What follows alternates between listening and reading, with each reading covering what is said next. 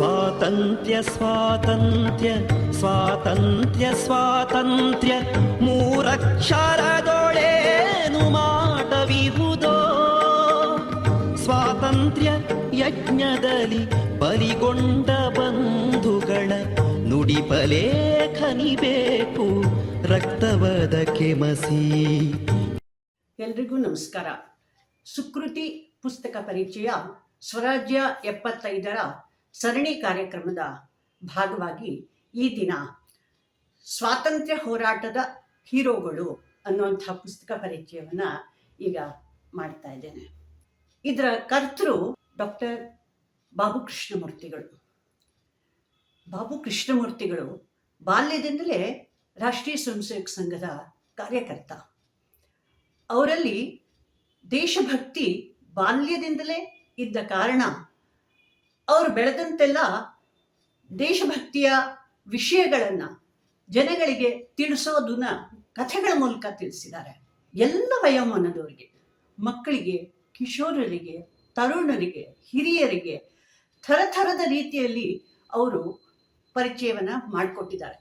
ಅವರು ಈಗಾಗಲೇ 14 ಬೃಹತ್ ಕೃತಿಗಳನ್ನು ರಚನೆ ಮಾಡಿದ್ದಾರೆ. ಕನ್ನಡ ಸಾಹಿತ್ಯ ಅಕಾಡೆಮಿ ಪ್ರಶಸ್ತಿ ಬಂದಿದೆ, ಗೌರವ ಡಾಕ್ಟರೇಟ್ ಬಂದಿದೆ ಅವರಿಗೆ.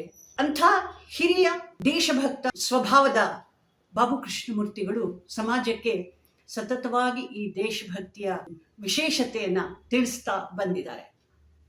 ನೋಡಿ, ಕಳೆದ 60 ವರ್ಷದಿಂದ ಒಬ್ಬ ವ್ಯಕ್ತಿ ಸತತವಾಗಿ ಇದಕ್ಕಾಗಿಯೇ, ಇಂಥದೇ ಸಾಹಿತ್ಯಕ್ಕಾಗಿಯೇ ತಮ್ಮನ್ನು ತಾವು ಮುಡುಪಾಗಿ ಇಟ್ಕೊಂಡಂಥವರು ಶ್ರೀಯುತ ಡಾಕ್ಟರ್ ಬಾಬು ಕೃಷ್ಣಮೂರ್ತಿಗಳು. ಸ್ವಾತಂತ್ರ್ಯ ಹೋರಾಟದ ಹೀರೋಗಳು ಅಂತ 4 ಪುಸ್ತಕಗಳಾಗಿ ಸರಣಿ ಪುಸ್ತಕ ಇದು. ಅದರ 4ನೇ ಭಾಗ ಈ ದಿನ ಪರಿಚಯ ಮಾಡ್ತಾ ಇರೋದು. ಈ 4ನೇ ಭಾಗದಲ್ಲಿ 39 ಜನಗಳ ಬಗ್ಗೆ ವಿಶೇಷವಾಗಿ ಪರಿಚಯ ಮಾಡಿದ್ದಾರೆ. ಭಗತ್ ಸಿಂಹರ ಬಗ್ಗೆ ಕೊನೆ 10 ಪುಟಗಳು ಅಗ್ನಿಪರ್ವ ಅನ್ನುವಂಥ ಇದನ್ನ ತಗೊಂಡು 10 ಲೇಖನಗಳು ಅವ್ರ ಬಗ್ಗೆನೇ ಇದೆ. ಬಹಳ ಬೋಧಪ್ರದವಾದದ್ದು, ಭಾಷೆ ಅತ್ಯುತ್ತಮವಾದದ್ದು. ಮತ್ತೆ ನಾವು ಕಣ್ಣಲ್ಲಿ ನೋಡಿಲ್ಲ, ಕಿವಿಯಲ್ಲಿ ಕೇಳಿಲ್ಲ, ಆದರೆ ಎಂಥೆಂಥ ದೇಶಭಕ್ತರು ಈ ಭಾರತ ದೇಶದ ಸ್ವಾತಂತ್ರ್ಯಕ್ಕೋಸ್ಕರ ತಮ್ಮ ಜೀವನನೇ ಮುಡುಪಾಗಿಟ್ಟು ತಮ್ಮ ಭವಿಷ್ಯದ ಬಗ್ಗೆ ಸ್ವಲ್ಪವೂ ಯೋಚನೆ ಮಾಡದೆ ಪ್ರಾಣಾರ್ಪಣೆ ಮಾಡಿದ್ದಾರೆ. ಅಂಥ ಒಬ್ಬೊಬ್ಬರ ಕಥೆನ ಓದ್ತಾ ಹೋದಾಗ ಅವರ ಒಬ್ಬೊಬ್ಬರ ಬಗ್ಗೆ, ಅವರ ಜೀವನ, ಅವರ ತ್ಯಾಗ, ಅವರ ಬಲಿದಾನ ಓದ್ತಾ ಹೋದಾಗೆ ಮೈ ನವಿರೇಳುತ್ತೆ, ರಕ್ತ ಕುದಿಯುತ್ತೆ. ಸ್ವಾತಂತ್ರ್ಯ ಸುಮ್ಮನೆ ಸಿಕ್ಕಿಲ್ಲ, ಅದರ ನಿಜವಾದ ಪರಿಚಯ ನಮ್ಗೆ ಆಗತ್ತೆ ಈ ಪುಸ್ತಕನ ಓದಂಥ ಸಂದರ್ಭದಲ್ಲಿ. ಗೆಂದಾಲಾಲ್ ದೀಕ್ಷಿತರು ಈ ಪುಸ್ತಕದಲ್ಲಿ ಒಂದು ವಿಶೇಷ ಪರಿಚಯ. ಅವ್ರು ಎಂಥ ದೇಶಭಕ್ತ ಅಂತ ಹೇಳಿದ್ರೆ, ನಮಗೆ ಇವರ ಹೆಸರನ್ನೇ ಕೇಳಿರಲ್ಲ ನೋಡಿ. ಇವರು ರಾಮ್ ಪ್ರಸಾದ್ ಬಿಸ್ಮಿಲ್ಗೆ ಗುರುವಂತೆ. ಆತ ಇವರಿಂದ ಪ್ರೇರಿತನಾದಂತೆ. ಎಂಥ ವಿಶೇಷ ವ್ಯಕ್ತಿತ್ವ ಇತ್ತಂದು ಅಂತ ಹೇಳಿದ್ರೆ, ನಾವೆಲ್ಲ ಕೇಳಿದ್ರೆ ಕೈಕಾಲು ನಡಗತ್ತೇನೋ. ಡಕಾಯಿತರ ಮೂಲ ಸ್ಥಾನಗಳಿಗೆ ಹೋಗ್ತಾ ಇದ್ರಂತೆ ಈತ. ಅವ್ರುಗಳನ್ನ ಮನವೊಲಿಸಕ್ಕೆ, ಅವರನ್ನ ನೀವು ದೇಶಭಕ್ತಿಗೋಸ್ಕರ ನಿಮ್ಮ ಸಮಯನ ಕೊಡಿ, ನೀವು ದೇಶಭಕ್ತರಾಗಬೇಕು, ನೀವು ಏನು ಮಾಡ್ತಾ ಇದ್ದೀರಿ, ತಲೆ ಕಡಿಯೋಂಥ ಕೆಲಸನೇ ಮಾಡ್ತಾ ಇದ್ದೀರಿ, ಆದರೆ ಶತ್ರುಗಳ ತಲೆ ಕಡಿಬೇಕು ಅನ್ನುವಂಥ ವಿಷಯನ ಹೇಳುವಾಗ ಶಿವಾಜಿ ಕಥೆ ಹೇಳ್ತಾ ಇದ್ರಂತೆ, ರಾಣಾ ಪ್ರತಾಪರ ಕಥೆ ಹೇಳ್ತಾ ಇದ್ರಂತೆ. ಹಾಗಾಗಿ ಆ ಡಕಾಯಿತರೆಲ್ಲರೂ ಭವಿಷ್ಯದಲ್ಲಿ ದೇಶದ ಸ್ವಾತಂತ್ರ್ಯಕ್ಕೋಸ್ಕರ ತಮ್ಮ ಜೀವನನೇ ಮುಡುಪಾಗಿಟ್ರಂತೆ. ಈ ಗೆಂದಾಲಾಲ್ರನ್ನ ಮುಂದೆ ಮೇನ್ಪುರಿ ಕೇಸ್ನಲ್ಲಿ ಬಂಧನ ಮಾಡಿಬಿಡ್ತಾರೆ. ಇವ್ರ ಬಂಧನ ಆದ್ಮೇಲಿಂದ ಸೆರೆಮನೆಯಲ್ಲಿ ಇವ್ರಿಗೆ ಕ್ಷಯರೋಗ ಅಂಟ್ಬಿಡುತ್ತೆ. ಎಷ್ಟು ವಿಪರೀತ ಸ್ಥಿತಿಗೆ ಹೋಗ್ಬಿಡುತ್ತೆ ಅಂತ ಹೇಳಿದ್ರೆ, ಇನ್ನೇನು ಸೆರೆಮನೆಯಲ್ಲಿ ಅವ್ರಿಗೆ ಉಪಚಾರ ಮಾಡೋದು ಸಾಧ್ಯನೇ ಇಲ್ಲ. ಉಪಚಾರ ಇಲ್ಲಿ ಶಿಕ್ಷೆ ಮೊದಲು, ಅಲ್ಲಿ ನೋಡ್ಕೊಳ್ಳೋದೇ ಸಾಧ್ಯ ಇಲ್ಲ ಅಂತ ಹೇಳಿದಾಗ ಅವರನ್ನು ಜೈಲಿಂದ ಹೊರಗೆ ಹಾಕ್ಬಿಡ್ತಾರೆ. ಗೆಂದಾಲಾಲ್ರು ಎಲ್ಲಿಗೆ ಹೋಗಬೇಕು? ನೇರವಾಗಿ ಹೋದದ್ದು ಆಸ್ಪತ್ರೆಗೆ ಹೋದ ಸಂದರ್ಭದಲ್ಲೂ ಅಲ್ಲಿನ ಡಾಕ್ಟರ್ಗಳು, ಅಲ್ಲಿನ ಅಧಿಕಾರಿಗಳು ಇವ್ರ ಬಗ್ಗೆ, ಇವರ ಅನಾರೋಗ್ಯದ ಬಗ್ಗೆ ಪ್ರಶ್ನೆ ಕೇಳಿದ್ರೆ ಗೆಂದಾಲಾಲ್ರು ಕೊಡ್ತಾ ಇದ್ದಿದ್ದು ಉತ್ತರ ಒಂದೇ ಅಂತೆ, ನಾನೊಂದು ಇಂಥ ಮಹಾನ್ ಕಾರ್ಯನ ಕೈಯಲ್ಲಿ ತಗೊಂಡಿದ್ದೆ, ಪೂರ್ಣ ಮಾಡೋಕ್ಕಾಗಿಲ್ಲ. ಈ ಕಾಯಿಲೆಯಿಂದಾಗಿ ಅದು ಅವರಿಗೆ ಅಂಟಿದ್ದು ಕ್ಷಯರೋಗ. ಈ ಕ್ಷಯರೋಗದಿಂದಾಗಿ ನನ್ನ ಸಂಕಲ್ಪನ, ನನ್ನ ವ್ರತನ ಅರ್ಧದಲ್ಲಿ ಬಿಟ್ಟು ಹೋಗ್ತಾ ಇದ್ದೀನಿ. ನಾನು ಭರತ ಮಾತೆಯಲ್ಲಿ ಕೇಳ್ಕೊಳ್ಳೋದು ಒಂದೇ, ನನಗೆ ಪುನರ್ಜನ್ಮ ಕೊಡು, ನಾನು ಹುಟ್ಟಿ ಬರಬೇಕು, ಈ ಕಾರ್ಯನ ಸಫಲ ಮಾಡಬೇಕಾಗಿದೆ ಅಂತ ನಿತ್ಯ ಜಪ ಇದೇ ಮಾಡ್ತಾ ಇದ್ರು ಅವರು. ಆಸ್ಪತ್ರೆಯ ಅಧಿಕಾರಿಗಳು, ಡಾಕ್ಟರ್ಗಳು ಇವರ ಮಾತಿನಿಂದ ಅವರಿಗೂ ಬಹಳಷ್ಟು ಭಾವಕರಾಗ್ತಾ ಇದ್ರಂತೆ. ನಿಜವಾಗ್ಲೂ ಅಂಥ ತೀವ್ರ ಪರಿಸ್ಥಿತಿಯಲ್ಲಿ ಬಂದಂಥ ಗೆಂದಾಲಾಲ್ರದ್ದು ಅಂತ್ಯವೂ ಆಗಿ ಹೋಗ್ಬಿಡುತ್ತೆ.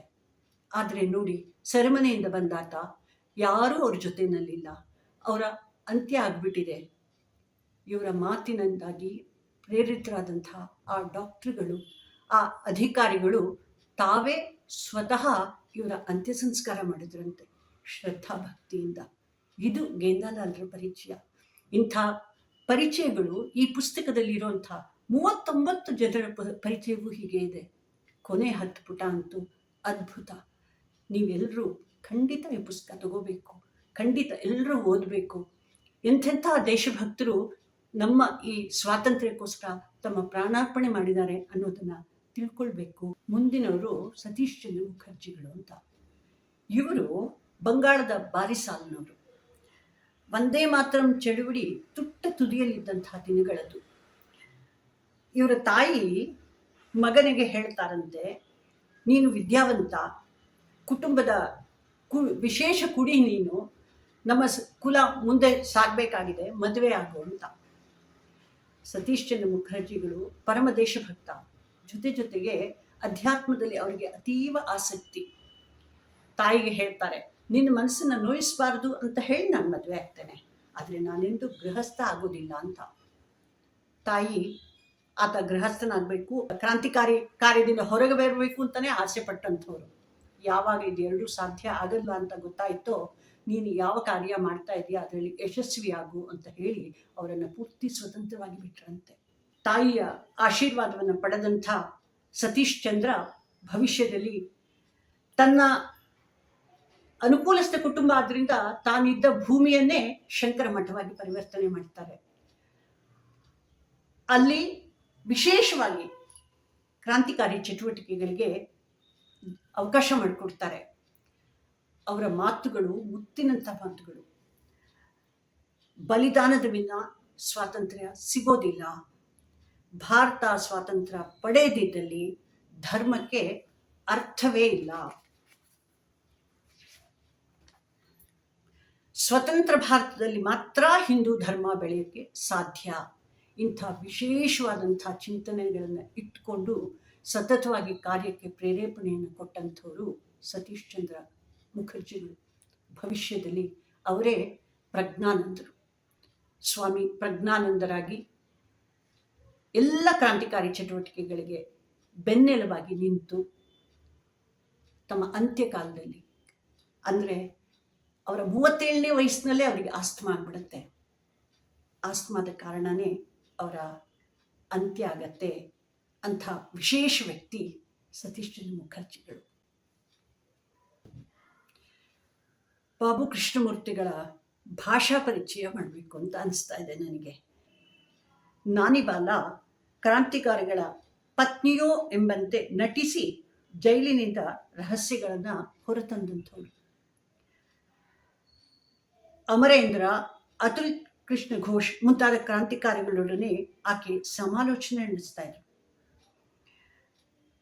ಈ ಎಲ್ಲ ಕಾರಣಗಳಿಗೆ ಛಲದಿಂದ ಅವಳ ಹಿಂದೆ ಬಿದ್ದಿದ್ದ ಪೊಲೀಸರು ಬೇಟೆ ನಾಯಿಗಳೋ ಎನ್ನೋ ಹಾಗೆ ಬೆನ್ನಟ್ಟಿ ಆಕೆಯನ್ನು ಪೆಶಾವರ್ನಲ್ಲಿ ಬಂಧಿಸಿ ಬಿಡ್ತಾರೆ. ಮೊದಲು ಗೃಹ ಬಂಧನ.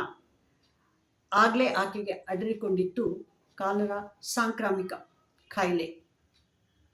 ಇದು ಕಡಿಮೆ ಆಯ್ತೇನೋ ಅನ್ನೋ ಹಾಗೆ ಆಕೆಯನ್ನು ವಾರಣಾಸಿ ಜೈಲಿಗೆ ರವಾನೆ ಮಾಡ್ತಾರೆ. ಸಾಕ್ಷಾತ್ ಭೂಲೋಕದ ನರಕ ದರ್ಶನವಾಗತ್ತೆ ಆಕೆಗಲ್ಲಿ. ಅಲ್ಲಿನ ಸೂಪರಿಂಟೆಂಡೆಂಟ್ ಬಂಗಾಲಿ, ಹುಟ್ಟಿನಿಂದೇನೋ ಬ್ರಾಹ್ಮಣ, ಆದರೆ ವೃತ್ತಿಯಿಂದ ನರಭಕ್ಷಕ. ಆಕೆಗೆ ಯಮಯಾತನೆಯನ್ನು ಅನುಭವಿಸಬೇಕಾದಂಥ ಸ್ಥಿತಿ. ನಿಜಕ್ಕೂ ನರಕವಾಗಿತ್ತು ವಾರಣಾಸಿ ಜೈಲು. ಆಕೆಯ ಮೇಲೆ ಪೊಲೀಸರ ಗುಂಪು ಒಮ್ಮೆಲೆ ಮೇಲೆರಗುತ್ತಿದ್ದರಂತೆ. ಸತತವಾಗಿ ಬಡಿತಾ ಇದ್ರು. ಆದರೆ ಆಕೆ ಆಕ್ರೋಶದಿಂದ ಸಿಂಹಿಣಿಯಂತೆ ಝಾಡಿಸಿ ಅವರುಗಳನ್ನು ಒದ್ದು ದೌರ್ಜನ್ಯ ನಡೆಸ್ತಿದ್ದವರನ್ನ ದೂರ ಬೀಳುವಂತೆ ಮಾಡ್ತಿದ್ರಂತೆ. ಸ್ವತಃ ಬ್ಯಾನರ್ಜಿಯೇ ಬಂದು ಆಕೆಗೆ ಥರಥರದ ಘೋರ ಶಿಕ್ಷೆಗಳನ್ನು ಕೊಡ್ತಾ ಇದ್ದಂತೆ. ಕ್ರಿಮಿ ಕೀಟಗಳಿಂದ ಕೂಡಿದ ಸಣ್ಣ ಕತ್ತಲ ಕೋಣೆಯಲ್ಲಿ ಆಕೆನ ಕೂಡಿ ಹಾಕ್ತಿದ್ದಂತೆ. ಅದು ಎಲ್ಲದರ ಪರಿಣಾಮವಾಗಿ ಆಕೆ ತುಂಬ ನಿಶ್ಚೇಷ್ಟಿತರಾದರು. ಬ್ಯಾನರ್ಜಿ ಅಂತೂ ಈಕೆಗೆ ಶಿಕ್ಷೆ ಕೊಟ್ಟು ಸೋತು ಮಣ್ಣು ಮುಕ್ಕಿದ. ವಾರಣಾಸಿಯಿಂದ ಅವಳಿಗೆ ಕಲ್ಕತ್ತಾ ಪ್ರೆಸಿಡೆಂಟಿ ಜೈಲಿಗೆ ಸ್ಥಳಾಂತರ ಮಾಡಿದ್ರು. ಅಲ್ಲಿ ನಿರಾಹಾರದ ದೀಕ್ಷೆ ತೊಟ್ಟಳು ನಾನಿಬಾಲ. ಅಲ್ಲಿನ ಜೈಲಿನ ಸೂಪರಿಂಟೆಂಡೆಂಟ್ ಹೆಸರು ಗೋಲ್ಡಿ. ಅವಳ ಬಾಯಿ ಬಿಡಿಸಲು ವಿವಿಧ ತಂತ್ರಗಳನ್ನು ಶುರು ಹಚ್ಚಿಕೊಂಡಾಗ ಅವನಿಗೆ ಕೆನ್ನೆಗೆ ಬಾರಿಸಿದ್ಲಂತೆ. ಅಂಥ ಸ್ಥಿತಿಯಲ್ಲೂ ಕ್ರಾಂತಿ ರತ್ನ ನಾನಿಬಾಲಾದೇವಿ. ಈಕೆ ಸ್ವಾತಂತ್ರ್ಯ ಯಜ್ಞದ ಸಮಿಧೆ ಅಂತಲೇ ಈಕೆಯ ಪರಿಚಯನ ಮಾಡಿಕೊಟ್ಟಿದ್ದಾರೆ. ಸ್ವಾಮಿ ಶ್ರದ್ಧಾನಂದರ ಬಗ್ಗೆ ಕೇವಲ 2-3 ವಾಕ್ಯಗಳಲ್ಲಿ ನಾನು ಹೇಳುತ್ತೇನೆ. ಆದರೆ ಪುಸ್ತಕ ತಗೊಂಡು ದೀರ್ಘವಾಗಿ ಓದಬೇಕಾದ್ದು ನಿಮ್ಮ ಕರ್ತವ್ಯ. ಆರ್ಯ ಸಮಾಜದ ಸ್ವಾಮಿ ದಯಾನಂದ ಸರಸ್ವತಿಗಳ ಸ್ವಧರ್ಮ ರಕ್ಷಣೆಗೆ ಸ್ವರಾಜ್ಯ ಸ್ಥಾಪನೆ ಆಗಬೇಕು ಎಂದೇ ಕಾವಿಧರಿಸಿದವರು. ಸನ್ಯಾಸ ಧರ್ಮವನ್ನು ಪಾಲಿಸುತ್ತಲೇ ಸ್ವಾತಂತ್ರ್ಯ ಹೋರಾಟದ ಮುಂಚೂಣಿಯಲ್ಲಿ ನಿಂತವರು. ಆಜಾನುಬಾಹು ಸ್ತ್ರೀ ಶಿಕ್ಷಣದ ಮಹತ್ವವರಿತು ಕನ್ಯಾ ಮಹಾವಿದ್ಯಾಲಯದ ಹುಟ್ಟು ಹಾಕಿದವರು ಸ್ವಾಮಿ ಶ್ರದ್ಧಾನಂದರು. ನಿಜಕ್ಕೂ ಪ್ರಾತಸ್ಮರಣೀಯರು. ಇದೇ ಪುಸ್ತಕದಲ್ಲಿ ಕೊನೆ 10 ಪುಟಗಳು ಭಗತ್ ಸಿಂಹನ ಪರಿಚಯ ಇದೆ ಅಂತ ಹೇಳಿದೆ. ಅದರಲ್ಲಿ ತಾಯಿ ವಿದ್ಯಾವತಿ ದೇವಿಯವರ ಪರಿಚಯವೂ ಇದೆ. ತಾಯಿ ವಿದ್ಯಾವತಿ ದೇವಿ ಕೇವಲ ಭಗತ್ ಸಿಂಹನ ತಾಯಿ ಆಗಿರಲಿಲ್ಲ, ಎಲ್ಲ ಕ್ರಾಂತಿಕಾರಿಗಳ ಮಹಾಮಾತೆಯವರು. ನಮಗೆಲ್ಲ ಗೊತ್ತು, ಭಗತ್ ಸಿಂಹ, ಬಟುಕೇಶ್ವರ ದತ್ತ ಒಂದೇ ನಾಣ್ಯದ 2 ಮುಖಗಳೇನು ಅನ್ನೋಷ್ಟರ ಮಟ್ಟಿಗೆ ಒಬ್ರಿಗೊಬ್ರು ವಿಶ್ವಾಸವಾಗಿ ಇರ್ತಿದ್ರಂತೆ. ಸದಾ ಕಾಲ ಜೊತೆಯಲ್ಲಿ ಇರ್ತಾ ಇದ್ರು. ಕೋರ್ಟಲ್ಲಿ ನಿಜಕ್ಕೂ ಬಟುಕೇಶ್ವರ ದತ್ತ ಬಾಂಬ್ ಇದರ ಸಂದರ್ಭದಲ್ಲಿ ಅವನದೇನೂ ತಪ್ಪಿಲ್ಲ ಅಂತ ಆಸಿಫ್ ಅಲಿ ಅವರು ಹೇಳ್ತಾರೆ. ಆದರೆ ತಾನೇ ಒಪ್ಕೊಂಡೇ ಬಿಡ್ತಾನೆ. ಇನ್ನೆಲ್ಲಿ ನನ್ನನ್ನು ಭಗತ್ ಸಿಂಹನಿಂದ ದೂರ ಮಾಡಿಬಿಡ್ತಾರೋ ಅಂತ ಹೇಳಿ ಬಟುಕೇಶ್ವರ ದತ್ತ ನಾನು ಇದ್ದೆ ಅಲ್ಲಿ ಅಂತ ಹೇಳಿ ಕೋರ್ಟಲ್ಲಿ ತನ್ನನ್ನು ತಪ್ಪು ಒಪ್ಕೊಂಡು ಬಿಡ್ತಾನೆ. ಹಾಗಾಗಿ ಅವನನ್ನು ಸೆರೆಮನೆಯಲ್ಲಿ ಇಡ್ತಾರೆ.